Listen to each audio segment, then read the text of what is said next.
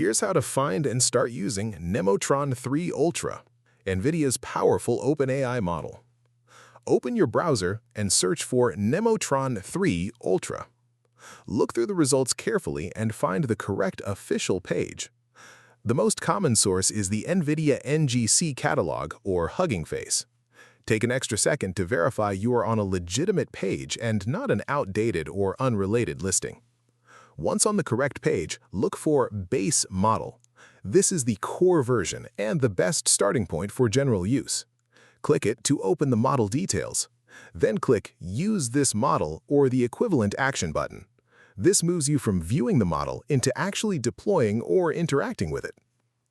You will then be shown a list of compatible apps and platforms where you can run the model. Choose the environment that fits your workflow.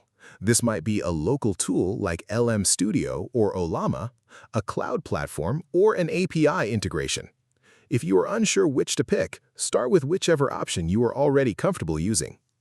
Nemotron 3 Ultra is a large open-weight model, so check your hardware requirements before downloading locally. It performs best with a dedicated GPU with significant VRAM. If this helped you out, hit that subscribe button for more straight-to-the-point tutorials on Step by Click.